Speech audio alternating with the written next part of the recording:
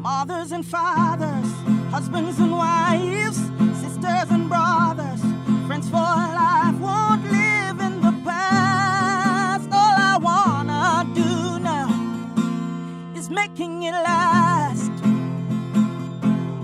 Mothers and fathers, sisters and brothers, friends forever, strengthening the tie. It's time for another conversation. Welcome to Make It Last podcast.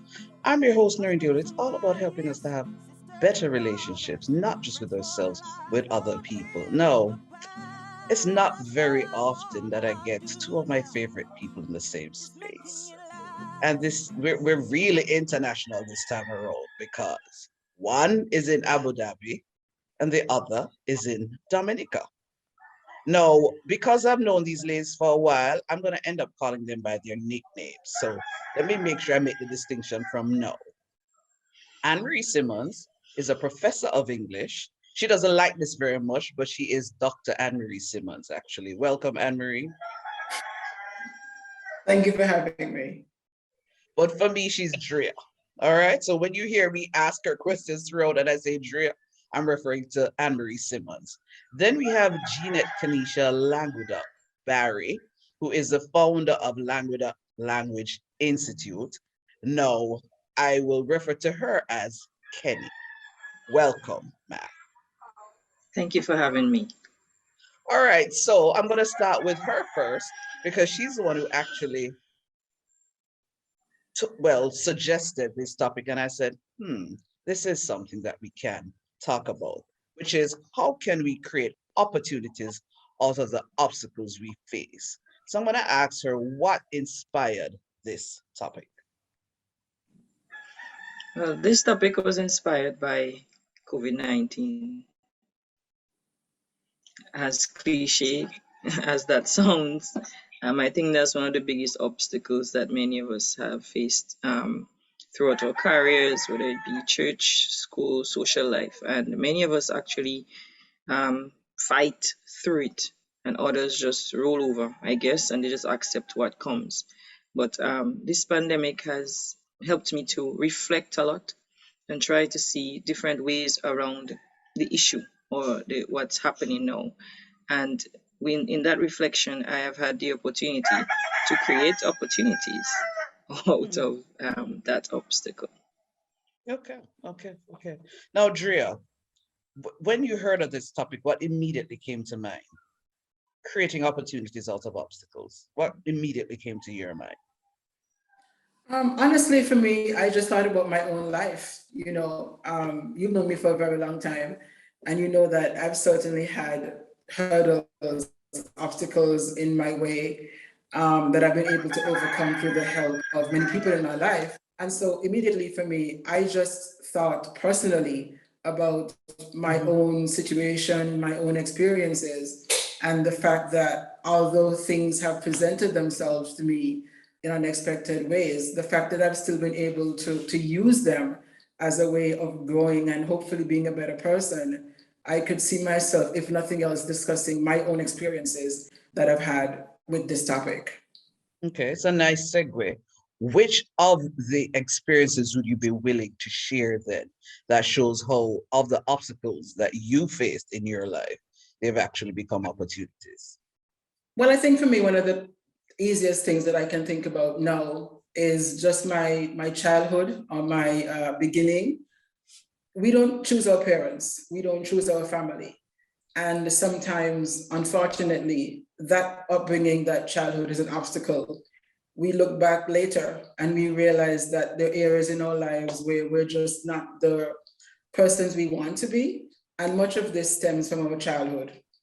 And so I think back to my own parents, especially just my dad, and his own addictions, his own problems that he had, and how those affected our family.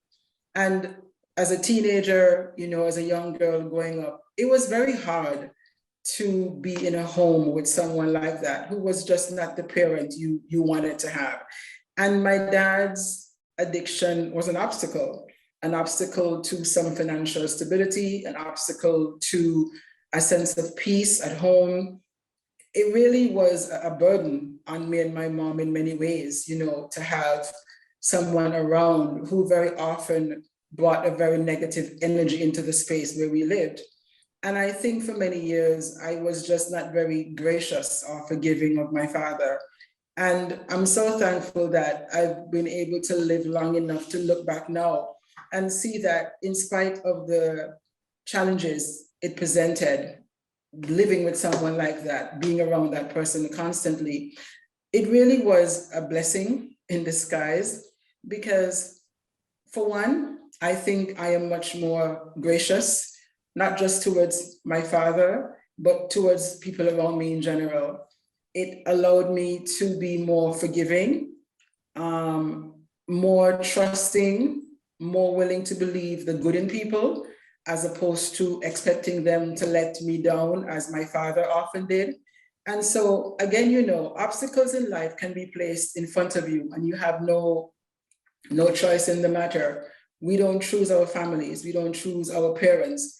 And sometimes the way we start out in life is an obstacle to growth financially, emotionally, socially, you name it. But if we are able to really reflect with gracious eyes when we're much older, we can see how that beginning has opened windows, opened doors for us to be better people than our parents perhaps were. And we can now advance in a way that they did not get a chance to. And we can do what they never got a chance to do to those around us.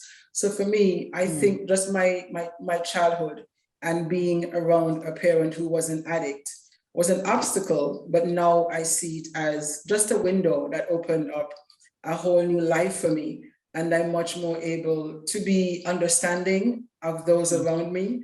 And when I see someone who is struggling or someone who is acting out in a very negative way, I'm not so quick to judge, because I know that often what you see manifesting itself now is really a reflection of something which could often have a much deeper meaning.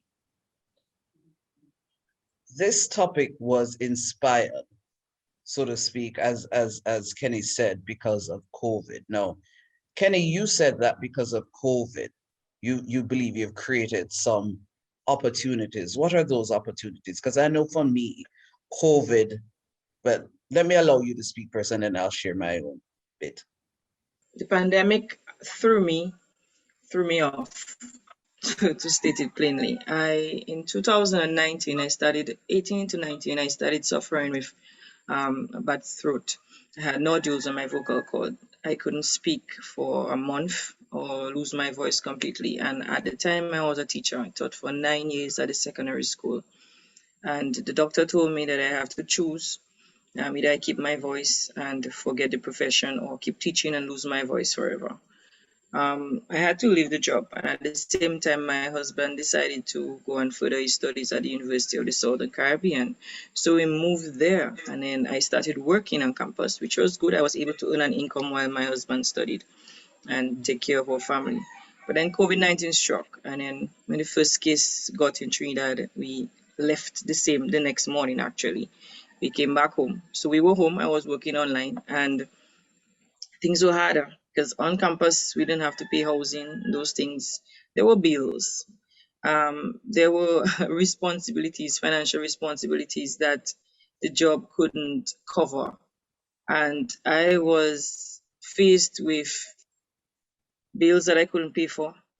I don't know if you ever had the feeling of being so broke. And that being broke, being broke actually got me to thinking. I started looking at all sides of this block. I don't know if you remember this multicolored thing, like a block that you keep shifting to see which way you could solve the puzzle. I don't know what it's Yes, called. Rubik's Cube. Right. Rubik's This Cube. was me looking at life, and I'm like, okay, COVID. Let me see how can I switch, how can I turn this opportunity into something. And at the start of 2020, at the end of 2019, I started looking at different things that I could do. And this question came to mind. It's somewhere in the Bible where it says, what do you have in your hand?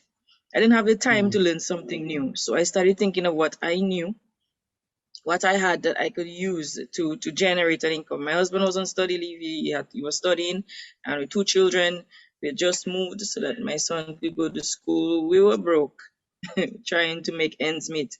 And I started looking for an opportunity. I'm saying everybody's online. Everybody wants to learn. What can I teach them? I started looking at videos, and then in January 2020, I said, okay, they need to learn. I can teach. All I have is internet that I must pay for. A laptop I already have. That's all I need. And the internet, the resources on the internet are free. The Zoom platform that I'm using for work, I could use it. And so I just got up one day and I started with 3 students. And I said, you want to learn English? I can teach English. So I started just that way, just trying to survive. And somebody recently asked me the question when I went to register my business. They asked me, how long have you been in operation? I said, in January 2020. And this is December.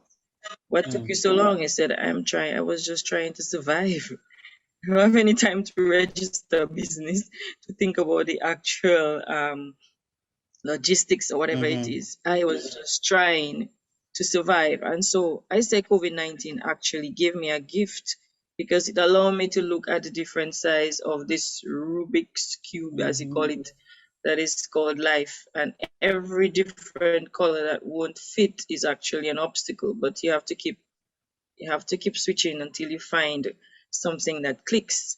So what if our blessing comes through COVID-19? That's what I say right now. I'm sure if nothing else, you'd have realized that I really enjoy conversing with these 2 young ladies, but we're going to have to just take a quick break and we'll be right back after a word from our partners. Are you struggling to become an effective communicator? Let Noreen Daly, the communications specialist, get you there.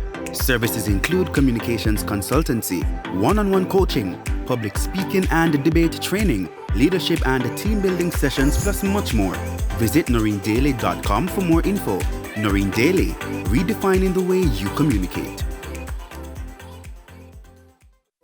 So, the whole idea of a branding strategy sounded so exotic and so fancy to me. But after having several conversations with Neon, I now have a clearer understanding. I am sure of what my identity is, what it is that I want people to see Noreen Daly as.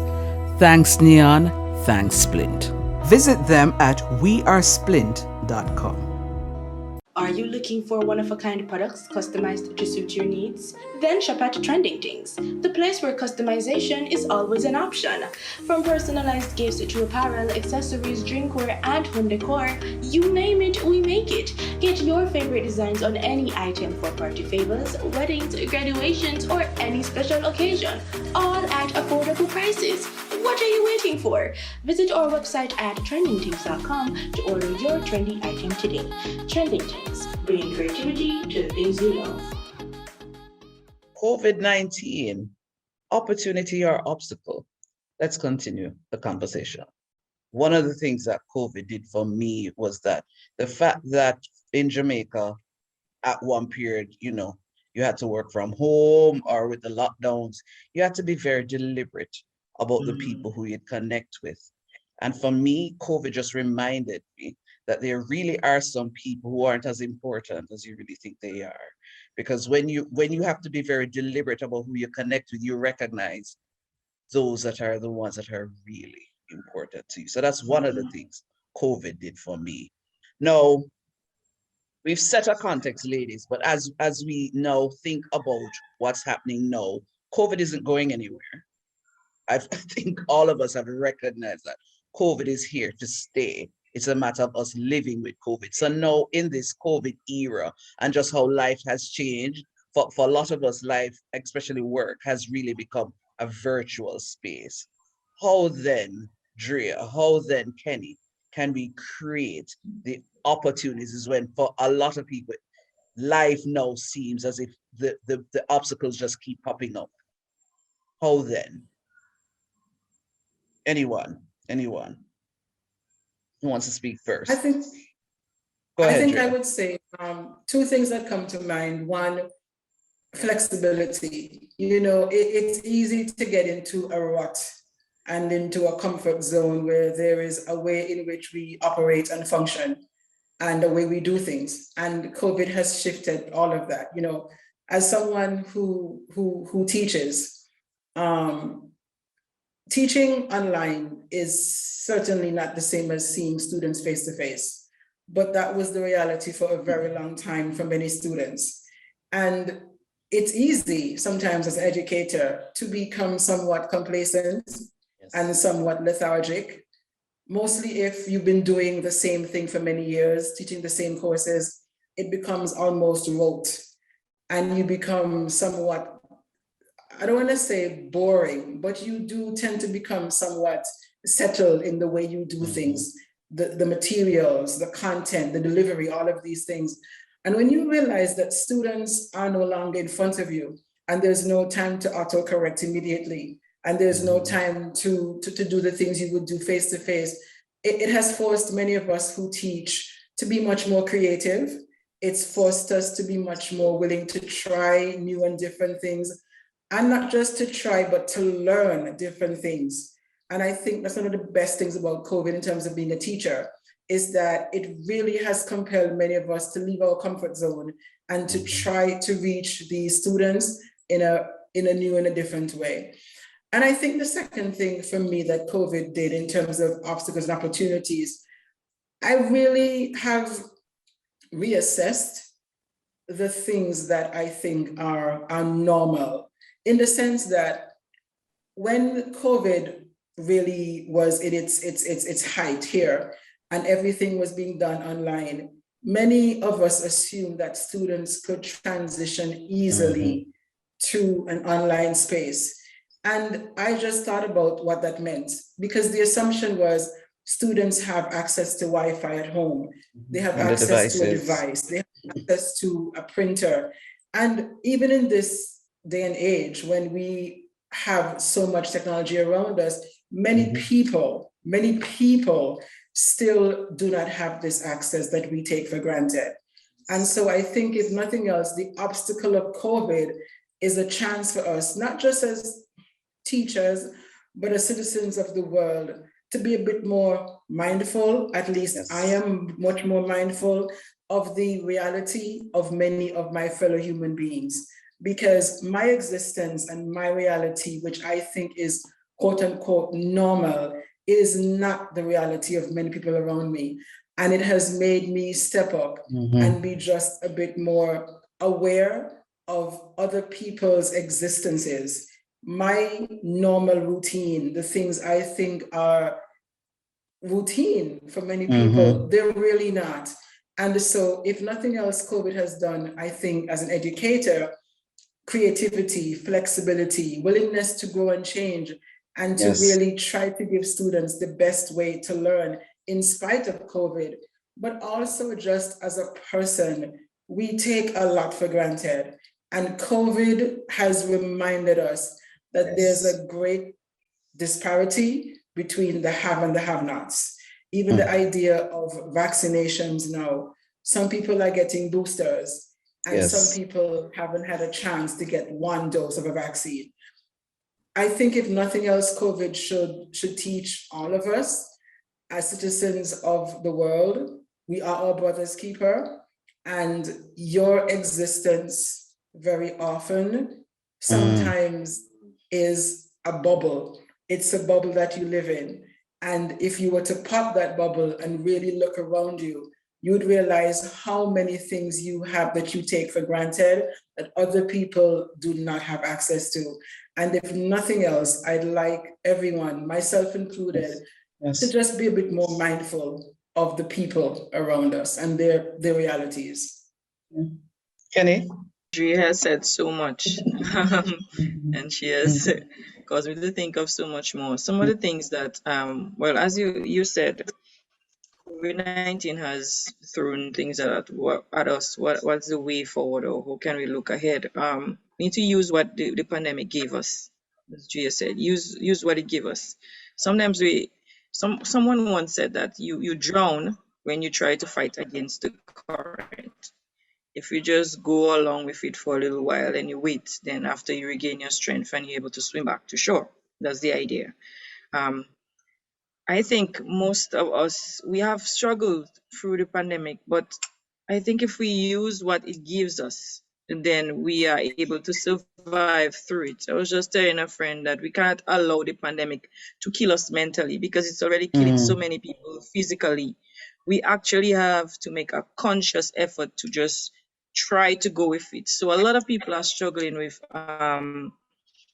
learning online, and this is a reality. We have parents at work with children at home, and they're not coping well. We Yes. have some people who have no idea where to put their small children as they go to work, while they go to work. We have to, as Gia said, we have to be mindful that when we can help, that we do help. And we also have to look around us and see what the pandemic gave us. If we keep looking at the negatives, we will Mhm. drive ourselves crazy. I am grateful that the pandemic gave me an opportunity to earn an income. It also gave me an opportunity to help. I have been able to reach out to some children or students who I see are struggling. Their parents are frontline workers and they are home.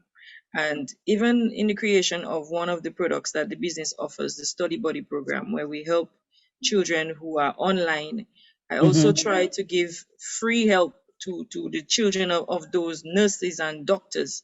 Try to Nice. get them to organize their assignments. Let me see, are you getting ready for your test?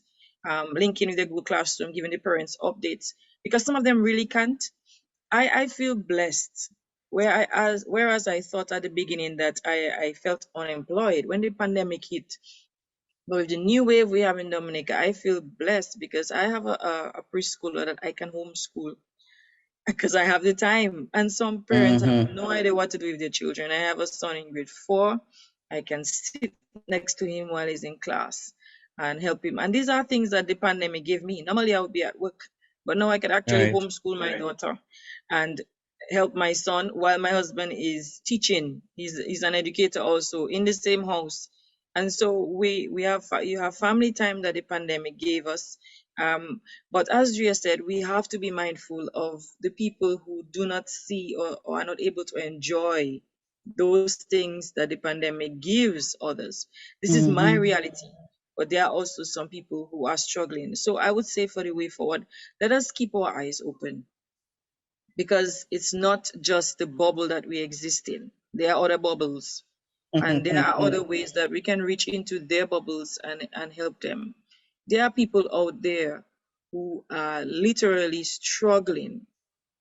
They have to go to work and the children are at home. And sometimes I felt like I was overreaching at one point, but then I realized I'm actually helping. I remember sitting in my son's class next to him while the teacher is teaching and seeing another child misbehaving and calling the parent and say, "Are you at home? Because your son is doing some crazy things on the screen." And she was able to call in. These are some things that we can do. It might seem simple, but Mhm. I am maybe the only parent who is home with a child, and you can actually help the other parents by saying, "Hey, you need to check up on your child. I don't think that they're doing this," because some people are really, really struggling. So as Gia said, one of the things that we need to remember is let's look and see where we can help, because while the pandemic may have gifted us, it may have actually thrown some people into deep water, and we can help. Ladies, as we're wrapping up, just a final sentence from Drea and then a final sentence from Kenny. Because you've said a lot. And if with all of you said, what's the one idea? In other words, then as English teachers, I can say this. What's your thesis that you're gonna leave with us? Yes. What's the one main idea you'd want to resonate? Obstacles sometimes are truly obstacles, but sometimes they're often a reflection of our perception. If life is presenting you with a situation right now that seems to be a hurdle, an obstacle, something you can't get over, I'm not saying it's easy. I'm just saying take a step back and evaluate carefully, thoughtfully, because often those obstacles are actually moments where we can grow and become better, not just for ourselves, but for those around us. Obstacles are actually opportunities in disguise. We just have to recognize what opportunities are being handed to us and use it. Use that rock that the obstacles throw at us and build a foundation that we can climb up on. So no matter what it is that you're facing, whatever obstacle, it could be an obstacle in health, whatever the obstacle is, like a Rubik's cube, try to see where you can find a solution, something that you can create an opportunity out of it, because it's through these obstacles, that you get the best opportunities to grow. Thank you, ladies. Thank you. Thank you. This was Making It Last, where it's all about helping us to have better relationships, not just with ourselves, with other people. I'm Noreen Daly. Until next time. Sisters and brothers, friends for life, won't live in the past. All I wanna do now is making it last.